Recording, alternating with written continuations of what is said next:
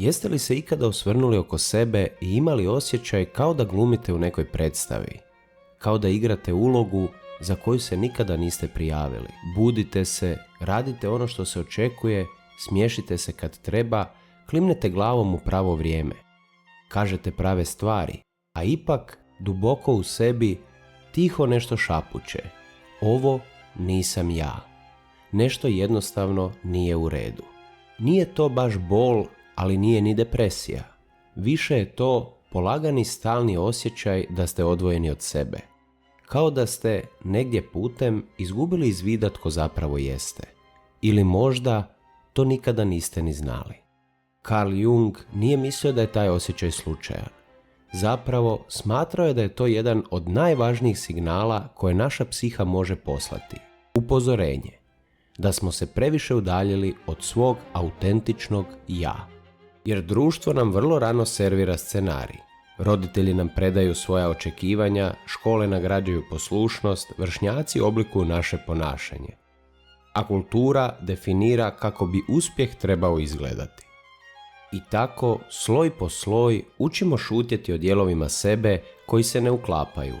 Skrivamo ono što je nezgodno, prilagođavamo se, glumimo, sve dok jednog dana zaboravimo tko smo bili prije nego je predstava počela. I evo one tužne istine. Većina ljudi se nikad ne oslobodi. Prožive čitav život zarobljeni u umjetnim identitetima, u ulogama koje nisu sami izabrali, u vjerovanjima koje nikada nisu preispitali, u željama koje možda uopće nisu njihove. Penju se uz ljestve naslonjene na pogrešan zid, jure snove koje je netko drugi zamislio za njih, a sve to vrijeme pravo ja sjedi negdje unutra u tišini, čeka da bude ponovno otkriveno. Ali evo onog ključnog trenutka. Što ako se to događa vama? Što ako osoba za koju mislite da jeste nije ništa drugo nego odraz onoga što su drugi trebali da budete? Razmislite malo. Vaše preference, vaši ciljevi, vaši strahovi. Koliko od toga je zaista vaše, a koliko vam je programirano, prije nego što ste uopće imali izbor?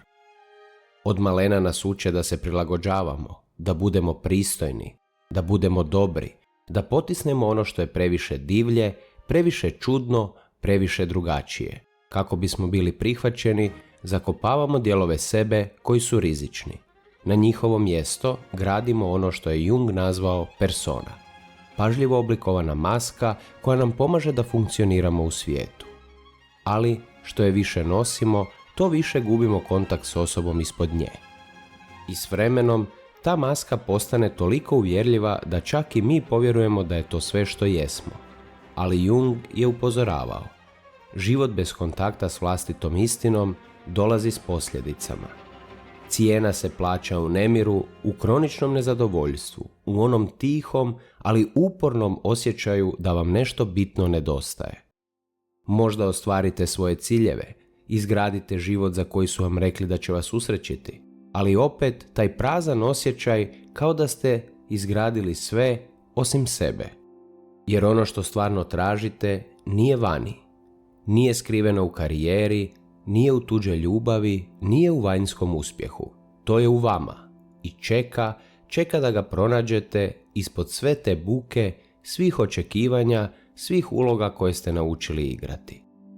Pravo pitanje je jeste li spremni krenuti u potragu. Jer put prema unutra nije udoban. Znači suočiti se s dijelovima sebe koje ste zanemarili, koje ste se bojali upoznati. Znači preispitati ono za što ste vjerovali da je istina. Znači riskirati da sve ono što ste mislili da jeste privremeno se raspadne. Ali s druge strane tog raspada nalazi se nešto izvanredno, sloboda. Prije nego što nastavimo dalje, ako vam ovaj sadržaj ima smisla, pretplatite se na kanal. Hvala vam na vašoj podršci. U ovom videu zaronit ćemo u ono što je Carl Jung smatrao najvažnijim putovanjem koje čovjek može započeti. Put individuacije. To je proces postojanja cjelovitim, proces ponovnog povezivanja s vlastitom suštinom i prestanak života kao fragmentirana verzija sebe. To nije samo potraga za time tko ste. To je put prema tome tko ste oduvijek trebali biti. Jeste li spremni početi? Vratimo se na početak. Kao djeca brzo naučimo da određena ponašanja donose odobravanje, dok druga donose sram, kaznu ili odbacivanje. Možda su vam govorili da uvijek budete pristojni, da nikada ne povisite glas, da ne pokazujete ljutnju ili možda da budete jaki, da gutate suze, da nosite samopouzdanje kao oklop čak i kada se iznutra tiho raspadate. Polako, često nesvjesno, izgradili ste identitet temeljen na tim očekivanjima. Ne zato što ste lagali, nego zato što ste pokušavali preživjeti, biti voljeni, uklopiti se. Taj pažljivo oblikovani dio vas Jung je nazvao persona. To je lice koje pokazujete svijetu, verzija vas koja se poklapa s onim što drugi žele ili trebaju da budete. Svi je imamo. Ponašate se drugačije na poslu nego s najboljim prijateljima. Na internetu pokazujete filtriranu sliku. Birate riječi u razgovoru s autoritetom, ali kod kuće spuštate gard. I to vas ne čini lažnima. To vas čini ljudima. Persona sama po sebi nije problem, dok ne počnete vjerovati da je to sve što jeste. Jer tu leži opasnost. Kada se potpuno poistovjetite s maskom, gubite kontakt s licem ispod nje. Zaboravite tko ste bez filtera. Razmislite koliko ste puta se nasmijali iako vam nije bilo smiješno. Klimnuli glavom iako se niste slagali. Zadržali istinu jer je bilo previše riznično izgovoriti je. To nisu samo sitni trenuci. To su simptomi dubljeg raskola između vaše unutarnje stvarnosti i vanjske predstave. A s vremenom ta praznina postaje sve veća. Živjeti kroz personu može vam donijeti prihvaćanje, može vam pomoći da izbjegnete odbacivanje, ali nikada vam neće donijeti pravu ispunjenost. Jer ma koliko savršena bila ta maska, ona ne može nahraniti vašu dušu, ne može odgovoriti na ono tiho pitanje koje odjekuje u vama. Je li to sve? Taj osjećaj praznine, ta tiha bol koju ne možete imenovati, dolazi iz odcijepljenosti od vašeg autentičnog sebe. Što se više držite maske, to se više udaljavate od svojeg središta. Dakle, ako je persona onaj uglađeni površinski sloj, što se nalazi ispod? Za to moramo se okrenuti onome što je Jung nazvao sjena. To je skrivena, često potisnuta strana vas, koja nosi sve ono što su vas naučili da treba potisnuti. I evo istine koje se većina ljudi boji. Dijelovi vas koje ste zakopali nisu nestali, samo su se povukli ispod površine, postali dio vaše podsvijesti i tiho utječu na vaše misli, osjećaje, reakcije i izbore. A da to ni ne znate. Jung je sjenu opisao kao drugu polovicu psihološkog ogledala. To je sve što poričete, ali i sve što vam je potrebno da biste postali cjeloviti. No suočiti se s njom, to nije mali zadatak. Treba hrabrosti da se okrenete prema unutra i suočite se s onim što ste cijeli život izbjegavali. Jeste li spremni napraviti sljedeći korak? Jer put prema vašem istinskom ja počinje upravo ovdje, u tamnom, neugodnom prostoru gdje vas istina strpljivo čeka. Sjena nije neka mračna, zla sila koja vreba u vama. Ona je puno složenija i puno prirodnija. Sjena je sastavljena od svega što ste tijekom života morali zakopati, osjećaj koje niste smjeli izražavati, misli za koje su vam rekli da su pogrešne, potrebe koje ste naučili potiskivati, osobine koje su drugi smatrali previše ili nedovoljno. Ali evo obrata, nije sve u sjeni negativno. Zapravo, mnogo onoga što je u vašoj sjeni je dobro, stvarno, važno, možda čak i lijepo. Možda ste kao dijete postavili previše pitanja, a netko vam je rekao da budete tihi, da ne smetate, pa ste naučili šutjeti, naučili ste ne zauzimati prostor, možda ste pokazivali ljutnju, ali su vas zbog toga grdili. Rekli vam da ste teški, pa ste počeli gutati tu vatru, sve dok se nije pretvorila u tiho nezadovoljstvo. Ili ste možda lako plakali, duboko osjećali, a svijet vam je zalijepio etiketu slabosti.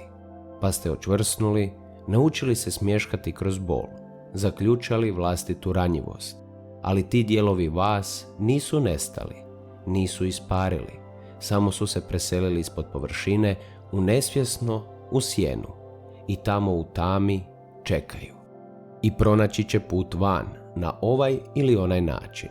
Razmislite o trenucima kada ste pukli, a niste znali zašto, kada ste osjetili ubod ljubomore, ali to niste mogli priznati, kada ste planuli zbog nečeg beznačajnog. To nije bila loša sreća, to je bila sjena kako progovara, jer kad je ignorirana, ona ne nestaje, samo se izokrene. Pojavi se kao pasivna agresija, kao sabotiranje samog sebe, kao strahovi koji na površini nemaju smisla. Ali evo dijela koji vam nitko ne govori. Sjena nije vaš neprijatelj, ona nije tu da vas uništi, tu je da vas dovrši. Carl Jung nije gledao na sjenu kao na nešto što treba ukloniti, već kao na nešto što treba integrirati. Jer u toj tami skriveni su neki od vaših najmoćnijih dijelova, vaša hrabrost, vaša intuicija, vaša kreativnost, vaša emocionalna dubina. To nisu bile pogrešne osobine, samo su bile pogrešno shvaćene.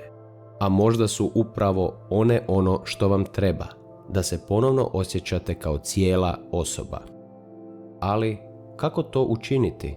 Kako se suočiti s dijelom sebe koji ste čitav život izbjegavali? To nas dovodi do jednog od najdubljih koncepata u Jungovoj psihologiji, sepstvo, vaše istinsko ja, središte vašeg bića, cijelina svega što jeste, ne samo ono uglađeno na površini, ne samo ono skriveno ispod, nego spoj svega toga. Ako je persona maska, a sjena skriveni sadržaj, onda je sepstvo ono što postoji iza oboje. To je vaša suština, vaša bit, vaša istina. A Jung je vjerovao da je pronalazak tog sepstva pravi smisao života. Taj proces se zove individuacija.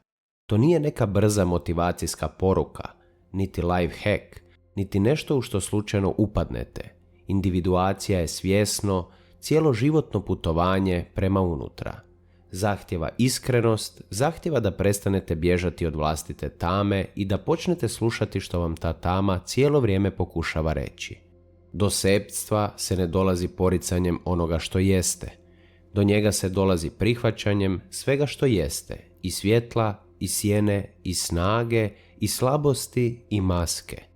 Jer tek kad prestanete glumiti, kad prestanete skrivati ono istinsko, tek tada pravi vi može početi izlaziti na vidjelo.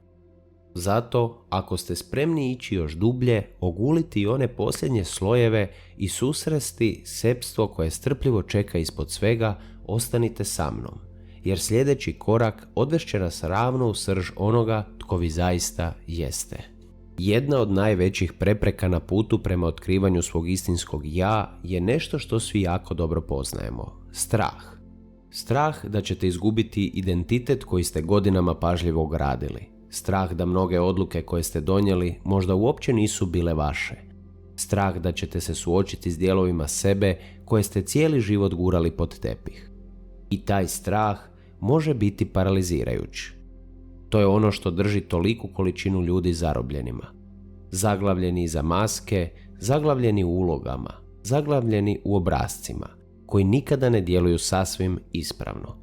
Nastavljaju živjeti prema scenarijima koje su drugi napisali, ubjeđeni da je njihova persona, njihova stvarna osobnost. U međuvremenu sjena, neprepoznata, neizliječena, nastavlja djelovati iz pozadine. Tiho oblikuje njihove emocije, reakcije, odnose, dok se oni pitaju zašto i dalje osjećam da nešto nedostaje.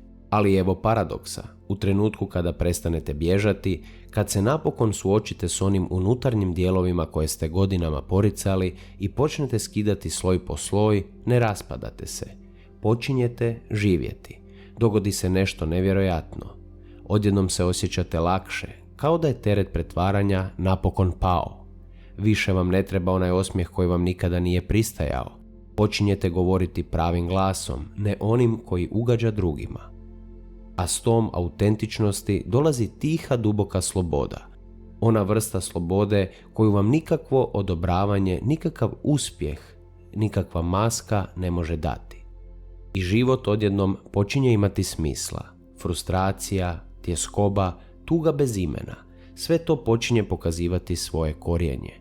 Počinjete uviđati zašto vas određene emocije preplavljuju, zašto se neki obrasci stalno ponavljaju, zašto su neki odnosi uvijek završavali na isti bolan način. Shvaćate da je duboko u vama netko ili nešto cijelo vrijeme pokušavalo voditi vas kući. Samo niste slušali, ali sada slušate. Ipak postoji još jedan dio slagalice, onaj koji većina ljudi zanemaruje. Jer pronalazak sepstva ne događa se samo logikom, niti voljom, niti čak samo kroz introspekciju. U igri je nešto dublje, nešto što oblikuje sam način na koji razmišljamo, osjećamo i ponašamo se. To se zove nesvjesno, a unutar nesvjesnog leži nešto duboko. Arhetipovi. To nisu samo apstraktne ideje ili simboli, to su drevni psihološki obrasci ugrađeni u same temelje svakog ljudskog uma. Jung je tu strukturu nazvao kolektivno nesvjesno. Za razliku od osobnog nesvjesnog, ispunjenog vašim individualnim sjećanjima, traumama i zaboravljenim željama, kolektivno nesvjesno je univerzalno. To je naslijeđeni psihološki kod prenošen s generacije na generaciju, a iz njega izranjaju arhetipovi. Arhetipovi nisu samo vanjski simboli, oni su instinktivni obrasci kroz koje tumačimo život.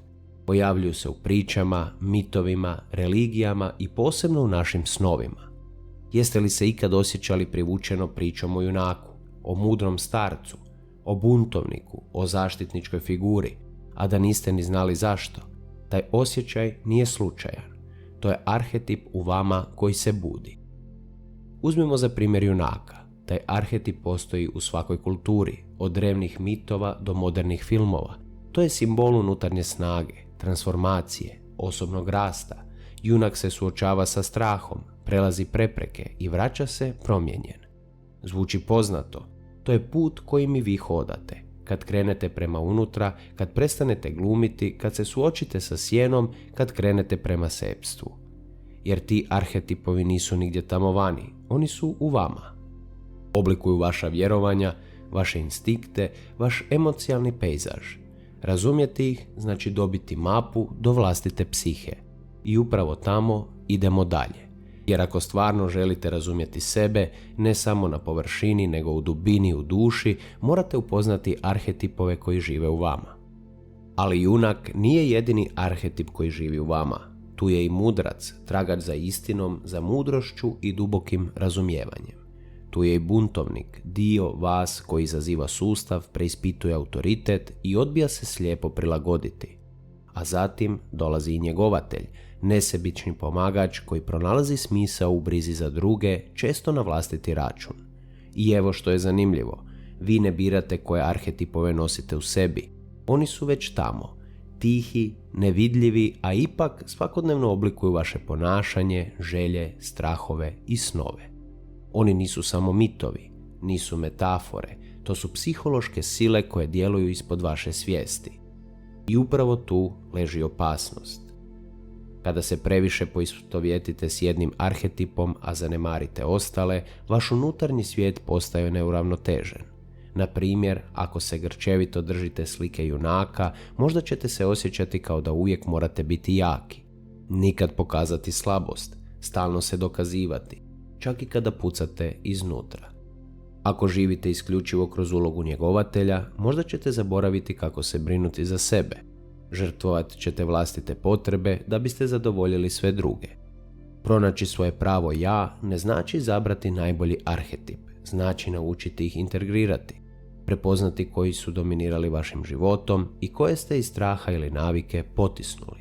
Istinski psihološki rast ne dolazi iz biranja strana, dolazi iz pronalaženja sklada među silama u sebi. A kako se ti arhetipovi pojavljuju u stvarnom životu? U pričama koje vas dirnu, u snovima koje vas progone, u odlukama koje donosite, a ni sami ne znate zašto. Odjekuju u vašim odnosima, u vašim strahovima, u vašim žudnjama. Ignorirate li njih, ignorirate sebe. I zato se toliko ljudi osjeća izgubljeno, jer ne shvaćaju da ih vuku nevidljive sile koje nikada nisu naučili imenovati. I evo najvažnijeg uvida. Ako ne postanete svjesni tih arhetipova, oni će upravljati vašim životom. Nastavit će oblikovati vaše izbore, hraniti vaše nesigurnosti, sabotirati vaše odnose. A vi ćete se i dalje pitati, zašto moj život ne osjećam kao svoj? Ali ako ih izvučete na svjetlo, ako ih prepoznate i date im glas, počinje se pisati nova priča. Vi preuzimate autorstvo, postajete pisac vlastitog života. I to je razlika između života na autopilotu i života proživljenog svjesno. A što se događa ako to ne učinite? Što se događa ako netko odbije istražiti vlastito nesvjesno?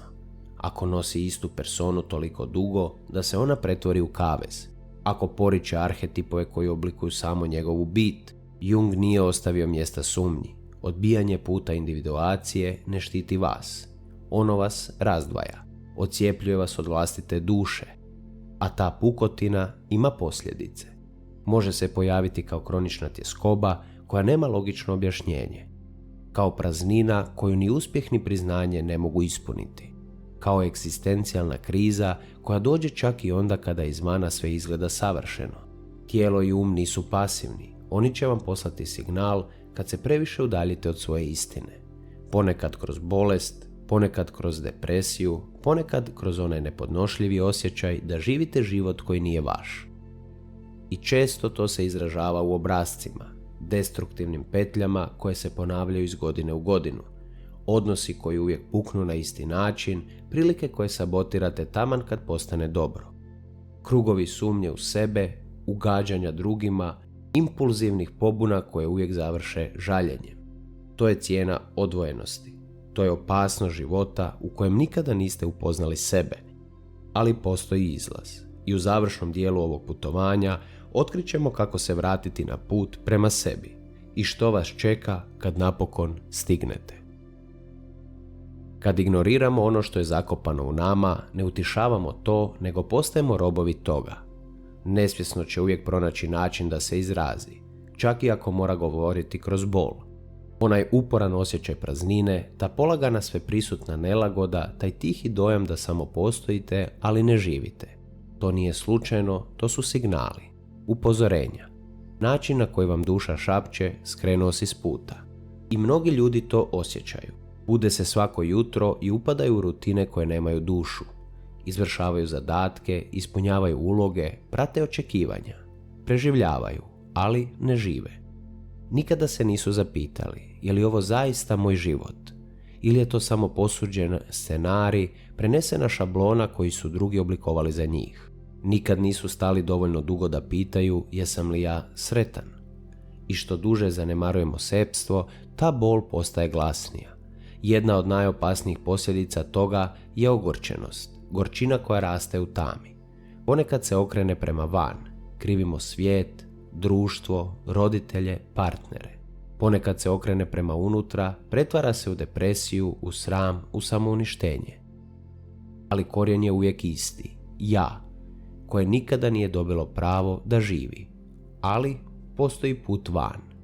Vrata su uvijek tamo, čekaju i otvaraju se u trenutku kada odlučite prestati bježati od sebe i krenuti prema istini. Ta odluka je prvi korak u procesu kojeg je Jung nazvao individuacija, put prema cjelovitosti. To nije lak put. Izazvat će vas, tražit će da se suočite s neugodnim istinama, da srušite iluzije na kojima ste izgradili svoj život, ali će vas dovesti do nečeg nevjerojatnog, natrag do vaše biti, do onog tko zapravo jeste. A što to znači? Živjeti kao svoje istinsko ja. Znači skidati sloj po sloj lažnog identiteta. Odložiti maske koje su vas možda čuvale, ali su vas istovremeno smanjile. Znači pomiriti se s vlastitom prošlošću, prigrliti vlastite kontradikcije i shvatiti da i vaša svjetla i vaša tama imaju nešto važno za vas. Znači prestati oblikovati život prema strahu, strahu od osude, od neuspjeha, od odbacivanja. Znači početi djelovati iz autentičnosti, govoriti pravim glasom, živjeti svjesno, a ne refleksno. I možda najvažnije od svega, znači postati autor vlastite priče. Više niste lutka u rukama kulture, obitelji ili navike, Vi postajete svjestan kreator vlastitog puta. Jung nikad nije tvrdio da će individuacija biti bezbolna, ali je znao da je to jedini put do prave slobode. Jer tek kad prestanete živjeti da biste zadovoljili svijet, možete početi živjeti u skladu sa sobom. Zato, pitanje više nije teoretsko. Jeste li spremni? Spremni preispitati sve što ste mislili da jeste, izazvati vjerovanja koja ste naslijedili, sresti dijelove sebe koje ste skrivali i napokon ih izvesti na svjetlo. Jer s druge strane tog straha čeka vas nešto izvanredno, autentičnost, dubina, unutarnji mir i osjećaj živosti koji vam vanjski uspjeh nikada neće moći dati. Zato recite mi, što vas je najviše dotaklo u ovom videu? Jeste li se ikada osjećali zarobljeno u verziji sebe koja nije bila stvarna? Recite mi dolje u komentarima. Želim čuti vašu priču. I nemojte sada stati. Sljedeći video je ključan. Zaronit ćemo još dublje u skrivene psihološke obrasce koji oblikuju vaše misli i ponašanje. Ovo je tek početak jednog puno većeg putovanja. Putovanja koje vodi ravno u srce onoga tko vi zaista jeste. Nastavite gledati.